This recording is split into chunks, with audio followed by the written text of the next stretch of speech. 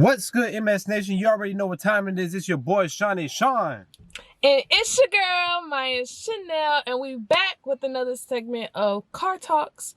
And today's topic is expanding your network and having like different friends and different friend groups in a relationship. So that's today's topic. Y'all join in on the conversation in the comments. Make sure you like this video and subscribe.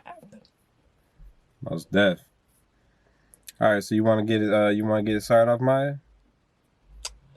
I think I can start it off. So, first of all, I have a question for you. Do you think that your friends have to change, or that maybe like the type of people that you hang around have to change when you get into like a serious relationship?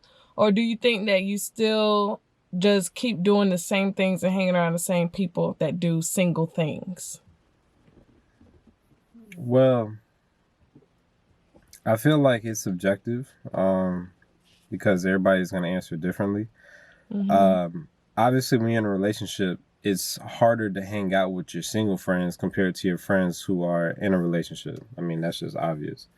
I mean, we were talking about that last night, you know, when I was, talking with some of my frat brothers, which they'll sit there and tell you, like, you know, your girl, you know, your lady, she only going to be comfortable with certain friends who are in relationships, you know, because sometimes those single friends can influence you to do things that you shouldn't be doing, you know. So I feel like in some way, shape, or form, you need to have that core friend group who are in relationships, just because, again, you know, if they're still out doing, you know, single things, then of course they're going to be, you know, they're going to continue to do what they normally do.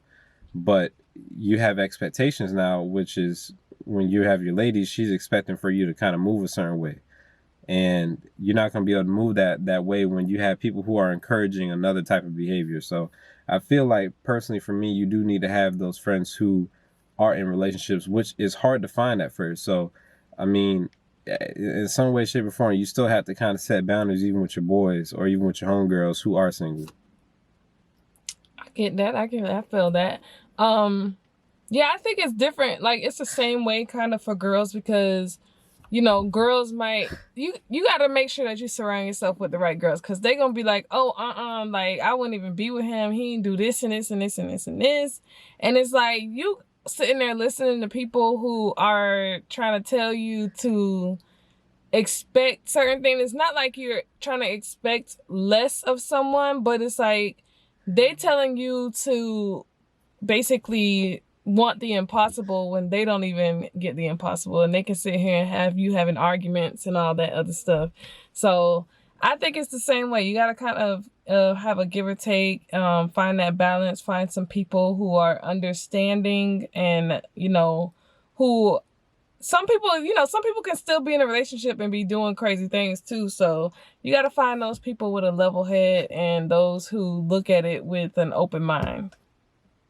I can definitely feel that. Now, I think the next question I would probably ask is, how do you see, when you're expanding your network or your friends, now, not just like in correlation with the relationship, but how do you think you're able to still progress with the same friends, considering that you may be moving in a different direction professionally?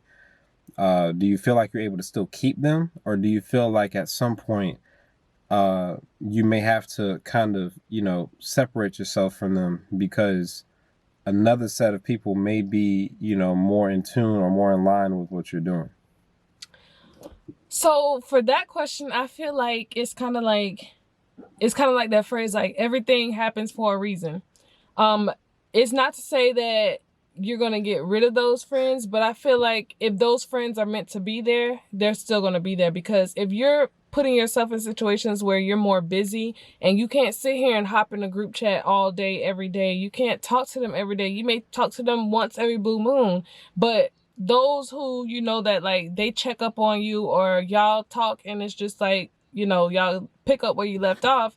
I think those are the friendships that actually last and are the ones that will stay around, versus those that need constant nurturing like every single day. Those won't work. Okay. You I know, mean, I and could. then it's like for certain people who may not align with your goals for the future, like they may be trying to encourage or influence or doing certain things that don't align with where you're trying to go, that could have a negative image on you, because your image is reflected by the people that you're surrounded by. So if they're doing crazy things, they're gonna think you doing crazy things too, so it could mess you up in the future. I mean, I can agree with that. You know, just for the fact of the matter is, you know, see with both of us, right? You know, it ain't to say that we still can't, you know, rock with the people that we rock with, you know, when we're in Right. undergrad or even probably in high school, if you still have some of those friends. I mean, I know I have a few, you know, a few far in between, but I do know that, look, if you want to still hang out on the block with your boys, that there's nothing that says you can't do that. You know, I've always Right. been taught to be versatile. You know, sometimes you can have a suit on, but you may have a pair of basketball shorts and some shoes and a whip, and you can go to the hood and still play with your boys if you wanted to, right? And then, but Right. you can at the same time switch it up and then go to the White House, like my mom always likes to say. So Mhm. the way I see it is, you can still keep them, but sometimes those friends, they're going to be the friends that, you know what, look, when you just want to just be just Maiah or just Shawn, where there's nothing attached to it, as, you know, okay, Maiah the business consultant, or, you know, Shawn the healthcare administrator, you know what I'm saying, like, that is just you. But when you move into that professional realm, you do need that network of people who are still, you know, who can kind of relate to you, who, when you do have those conversations, it's is really going to be about how y'all can grow, you know, Mhm. professionally. And Right. you need to be able to separate the two, because sometimes, yeah, and your friends may be in tune with what you're doing, but at the same time, they may not be in the same industry or in the same market that you're trying to target. Right. So at the same time, y'all can still talk business, but I still need that person over here who can really help me push and propel to the next level. And Right. it's nothing personal. It's just a simple fact of, when you're trying to grow and you're trying to level up, you do need those certain players in your corner who are going to be able to definitely get you where you need to go. So Mhm. you said it best. I mean, honestly, it's really just about, you know, if they're meant to be there, then they're going to be there. Right. And so last topic for discussion for the video. So you're, you know, in the workplace, whether you're entrepreneur or in corporate America, you're gonna have friends that you make within your industry. So Right. and you're gonna make friends of the opposite sex. It's kind of like inevitable. You're working with different people. So you are working with someone, and like this is your main person that you have to work with. Mm-hmm. But they start coming on to you and you're in a relationship. How do you deal with that? How you deal with it? That's easy. I mean, there's not going to be a friendship. I mean, on top of the fact of the matter is, the whole goal really was to have a platonic but professional relationship. You know what I'm But saying? you I have to mean, work with them. So how do you like deal with that situation? Like, isn't it like awkward? it's gonna be awkward, but if I have no choice but to work with them, if I can't get moved from the department that I'm in, then I'm gonna have to work with them. Mm-hmm. Or if it continues to happen, then you're gonna have to get legal involved. I mean, that's just as simple as that. I mean, it's not the Right. same as a female hollering at you at the club or something, and you know you probably ain't gonna see them again, but you like, look, bro, like, just vibe. Like, I'm not into all of that. That's a Right. different story.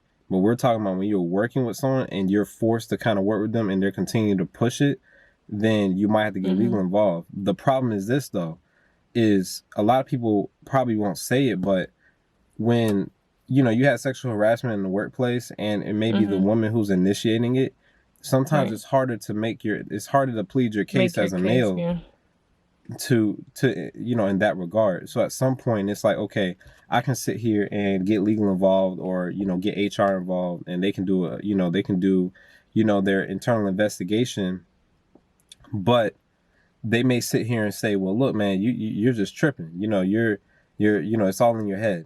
But I Right. can I can sit here and get flagged for sexual harassment, and I can lose my job just for looking, or even just saying a word that may have threw them off. You see what I'm saying? Mm-hmm. So it's one of those things where you have to eventually probably just establish boundaries, or just sit here and just at some point really just tell them like, look, man, look. Or you can even threaten them with that. I mean, it's not the most professional thing to do, but it's like your hands are tied. You know, I can sit here and report it, or I can sit here and just deal with it.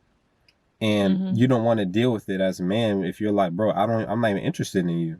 So it's really one of those really, really hard situations where if I'm forced to work with you and I can't get moved, then I really will have to find a way to work with you, but also work with you in a way where we're not going to be sitting here in the room together. Like if I have to, and look, there's ways around it. If you have to have one-on-ones and you can sit here and turn a one-on-one into a group thing where it's like, look, we're having our one-on-one right now. We don't need to do this extra stuff on the side. Like, no, this is what we're going to do for now on. At that point, you're taking away all those opportunities for them to sit here and act up. So I feel like it really is about feeling out the situation. If you can't get out of it and move to another department, which you probably don't want to do, you have to do what you have to do best for your own personal relationship. That way that doesn't falter. So the last resort, so hit them at up the end of the day, in HR. Establishing those hard boundaries from the get-go. Yeah, but like I said, it's one of those really tough questions because a lot of people, they'll be like, dang, bro, like this is getting on my nerves. I've seen many men talk about that. And they would be trying to get moved and people are just looking at them like, bro, like you're tripping. Like, I mean, she likes you. And you're like, bro, I don't want her to like me. You know, or if she's your boss, you know, that's even worse. She's your boss. How you gonna handle that situation? You're a subordinate to your superior, and they're sitting here trying to make a move on you, and you're trying to establish boundaries, but they're still sitting here trying to use their role as a way to try to get you to do things, which again is not fair. So well, I get it. Y'all join us in the comments. Join the conversation below. Before we close out, we are going to have Shawn. He's graduating today. He's having his virtual graduation. So he's going to show y'all a clip of that. We're going to put that in here for you guys. Yeah, but until next time, it's your girl, Maiah Chanel. And it's your boy, Shawn. And we're going to see y'all tomorrow for Vlogmas Day 14. Oh, my gosh. Woo! We got the challenges coming for y'all. Most def. Peace. All right, MS Nation. So, look, man, we about to get ready. We about to tee off on the virtual graduation, whatever they want to call it. It ain't what it's cracked up to be. It's all good. But, look.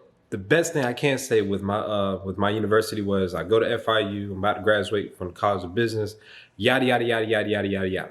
Right? All that good stuff. But what they did was to kind of make up for the fact that we can't be in person, they actually sent me a little goodie basket. So check this out real quick. All right, y'all. So look, man, they, gave us like a little care package joint.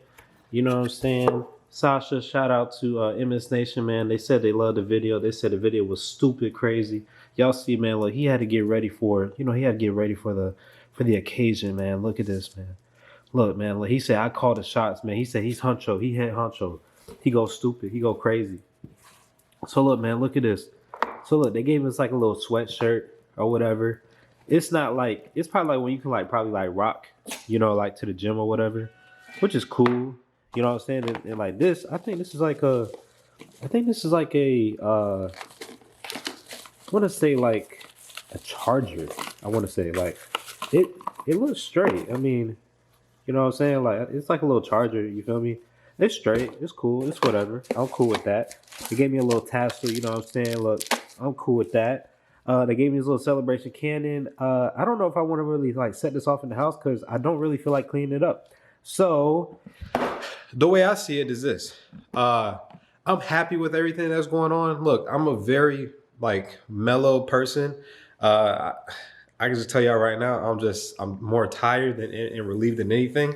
I'm just finally glad that I don't have to do no more assignments. Everything I can focus on, really, I can focus on now. Like, I'm just so excited about that part. But look, man, we're about to get right into it. So let's just stay tuned and we're going to get right into the good part, which is me walking across the virtual stage. Whoa!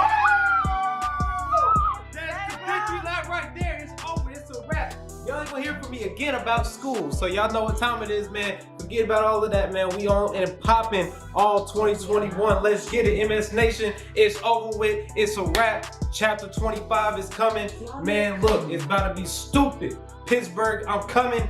Man, look, we on your head tops, man. We coming with straight heat. MS Nation, stay locked in because we dropping heat all the rest of 2020 and 2021. Let's get it. Let's go. Yo. Woo!